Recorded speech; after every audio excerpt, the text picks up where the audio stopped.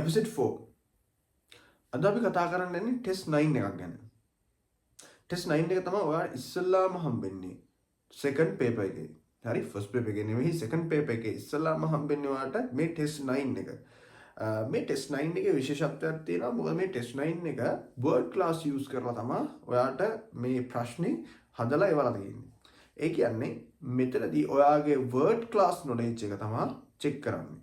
word class කියන්නේ මොනවද? word class ගත්තාම ගොඩක් දේවල් තියෙනවා. open word class, close word class කියලා.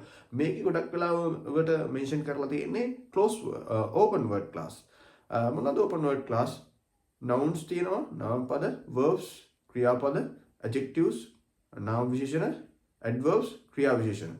මේවා එකම වචනේ සමහර වෙලාවට noun එකක් තියෙනවා, verb එකක් තියෙනවා, adjective එකක් තියෙනවා, adverb එකක් තියෙනවා. අන්න ඒ set එක එකට දාලා මොකද්ද හිස්තැනට එන්නේ කියලා හරියට තෝරන්න තමයි ඔයාලට තියෙන්නේ. මේක ගොඩක් වෙලාවට underline කරන්න තමයි එන්නේ. දැන් මේ ප්‍රශ්නෙත් එහෙම තමයි තියෙන්නේ. බලන්න මෙතන ප්‍රශ්න තියෙනවා. ඒක මෙන්න මෙහෙම කියනවා බලන්න. Read the test and underline the most suitable word given within each bracket. Read the test. Test එක කියවන්න කියලා කියනවා. and underline. underline කියන එක bold කරලාම දීලා තියෙනවා. underline කියලා කියන්නේ යටින් ඉරක් අඳින්න කියන එක. the most suitable word. the most suitable word කියන්නේ වඩාත්ම සුසු පදය. given within each bracket. දීලා තියෙන bracket එක ඇතුළේ තියෙන bracket කියන්නේ මෙන්න මේවා. වරහන් ඇතුළේ දීලා තියෙන වඩාත්ම සුසු පදය තෝරලා underline කරන්න තියෙන්නේ. හරි. අපි බලමු මොකද්ද මේක කියලා තියෙන්නේ කියලා. Charlotte's Web by E.B. White is a children's book that tells a lovely story between a pig named Wilbur and a spider named Charlotte.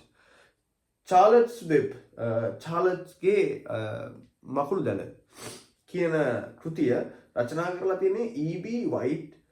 මේක children's book එකක්, ළමා කතාවක්.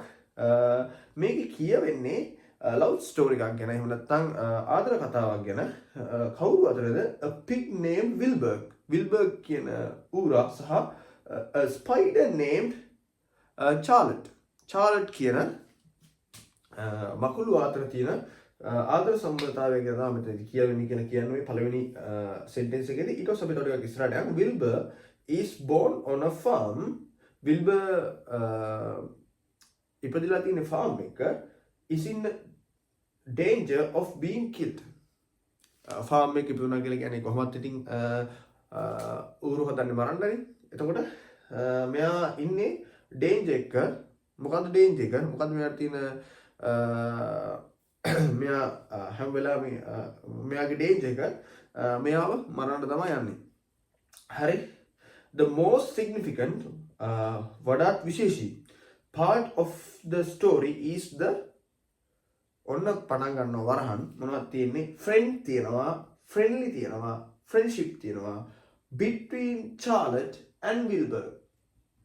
Charlotte සහ Wilbur අතර තියෙන යාළුවා ඉන්නවා friend, friendly තියෙනවා මිත්‍රභාවය, friendship තියෙනවා මිතුරුකම. මොකද්ද මේකට ගැලපෙන්නේ? The most significant part of the story is the friendly between friendship. friendship කියලා කියන්නේ noun එකක්. මේ වගේ ship එන ඒවා noun. ship අගට එන ඒවා, month අගට එන ඒවා, ඒ වගේම ෂන් අගට එන ඒවා, protection, protect කියවම verb එක, protection කියපුවම ඒක noun එකක් වෙනවා. මෙන්න මේවා nouns විදියට තමයි ගන්න අපි. nouns. හොඳට බලන්න අගට මෙන්න මේවා තියෙනවද කියලා. ship, month, ෂන්. එහෙනම් ඒක noun එකක් විදියට තමයි අපිට ගන්න පුළුවන් වෙන්නේ. හරි? එතකොට මේකට උත්තරේ friendship.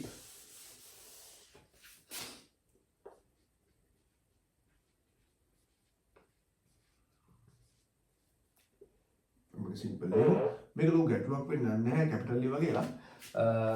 ඒක මේ මාකටිං ස්කීම් එකේ දාලාම තියෙනවා මේකේ. නමුත් අපි මේක පැහැදිලි වෙන්න සිම්පල් අකුරෙන් ලියමු. මොකද මේක වාක්‍යයෙන් මැද්දේ තමයි තියෙන්නේ. ඊට පස්සේ Charlotte writes word තියෙනවා බ්‍රැකට් ඇතුලේ words තියෙනවා. word තියෙනවා. such as gentle, caring, humble. gentle කියන්නේ මෘදු, caring කියන්නේ හරිම සැලකිලිමත් වෙන, එහෙම නැත්නම් හරිම සැලකිලිමත් වෙන එක්කෙනෙක්. ඒ වගේම humble කියන්නේ නිහතමානී පුද්ගලයෙක්. in her web to show the farmer the එච්චර දුරට යන්න ඕනේ නැහැ. to show the farmer. අපි බලමු එහෙනම් මොකද්ද මේකට එන්නේ කියලා. Charlotte writes word එක word එකයි තියෙන්නේ. gentle තියෙනවා, caring තියෙනවා, humble තියෙනවා. තුනක් තියෙනවා. එහෙනම් words. මේකට එන්නේ words. වචන තුනක් තියෙනවනේ පැහැදිලිව. such as කියන වගේ gentle, caring, humble. මතක තියාගන්න gentle කියන්නේ මෘදු, caring කියන්නේ සැලකිලිමත් වෙන, ඒ වගේම humble කියලා කියන්නේ නිහතමානී. in her web කියලා කියන්නේ එයාගේ දැලේ තමයි මේවා ලියන්නේ. to show the farmer the farmerට පෙන්වන්න the out එහෙම මතක තියාගන්න. the එනවනම් ඊට පස්සේ the කියන ආටිකල් එක එනවනම් මේක ආටිකල් එකක්. මේකට පස්සේ මේක ආටිකල් එකක්. ආටිකල් එකයි තියෙන්නේ ඩිටර්මිනර්ස් වලට. මේ ඩිටර්මිනර් එකක් ඉස්සරහින් දානවා නම් එහෙම නැත්නම් ආටිකල් එකක් ඉස්සරහින් දානවා නම් එහෙමත් නැත්නම් මෙන්න මේ the ඉස්සරහින් දානවා නම් මෙහෙම මතක තියාගන්න ඔය මොකුත් නැතුව මෙතෙන්ට අනිවාර්යෙන් එන්න ඕනේ ළමයි noun එකක්. මොකද noun එක බලමු. ඔයාලට special කියලා කියන්නේ adjective එකක්. ඔයාලා දන්නවනේ. speciality කියලා කියන්නේ මොකක්ද speciality කියන්නේ? බලමු. especially ly අගට ly આવොත් මොකද වෙන්නේ? ඕනම වචනයක අගට ly තියෙනවා නම් ඒක adverb එකක්. මතක තියාගන්න. beautiful කියන්නේ adjective එක. මොකද full තියෙන හින්දා full આવොත් ඒක adjective එකක් වෙනවා. noun එකක්.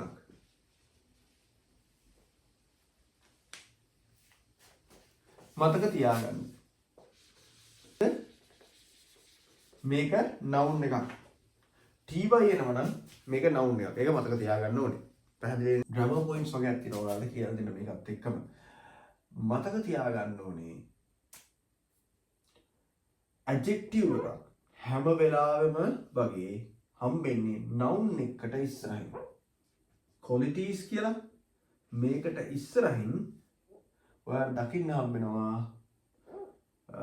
adjective එකක්. ඔයාට මේක විස්තර කරන්න ඕන නම් හරිද? මේක වෙන්නේ. ඒ කියන්නේ මේ qualities කියන මේ ගතිගුණ කියන එක වඩාත් විස්තර කරන්න ඕන නම් ඔයා මොකද කරන්නේ? ඉස්සරහට දානවා මෙන්න මේ වගේ adjective එකක්. අපි දාමු good කියලා. එතන qualities කියන්නේ ගතිගුණ. මොන වගේ ගතිගුණද? මෙන්න ගතිගුණ වලත් විස්තර කරා good කියන adjective එක මං A D J දාගන්නකො එහෙම. adjective කියන්නේ කෙටියෙන් පැහැදිලි නේද? මේව තමයි adjectives වැඩ කරන්නේ. එතකොට මට කියන්න බලන්න මෙතෙන් මොකක්ද දෙනව ඇත්ති කියලා. ඒක හොයාගන්න ඕන නම් ඔයා මොකද කරන්නේ? the farmer the කියලා කියවලා විතරක් හරියන්නේ නැහැ. එතන ඉස්සරහට කියවගෙන යන්න ඕනේ. qualities of her friend Wilbur. qualities කියන එක වඩාත් විස්තර කරන්න ඕනේ. හරිද? එහෙනම් මොකද කරන්නේ? අපි දානවා අර qualities කියන noun එකට ඒක විස්තර කරගන්න ඕන නම් අපි දාන්නේ මොකද්ද? එකට ඉස්සරහින් දානවා adjective එකක්. එහෙමනම් special කියන adjective එක තමයි මෙතෙන් දෙන්නේ. හරි? ඊට පස්සේ her clever words make the farmer change his idea of killing Wilbur. එයාගේ clever words එහෙම නැත්නම් දක්ෂ වචන make the farmer change. ෆාමගේ ඔළුව වෙනස් කරන්න, අයිඩියා එක වෙනස් කරන්න බලපෑවා කියලා කියනවා. මොකක්ද අයිඩියා එක? killing Wilbur. killing කියන්නේ මරනවා. Wilbur කියන්නේ Wilbur මරන අයිඩියා එක වෙනස් කරන්න එයාගේ වචන මේ චාර්ලට්ගේ වචන උදව් වුණා කියලා කියනවා. The book වරහන් දෙනවා discussion important qualities such as friendship, kindness and loyalty. book එක මොකක්ද දන්නේ ඒකේ ඊළඟට තියෙන්නේ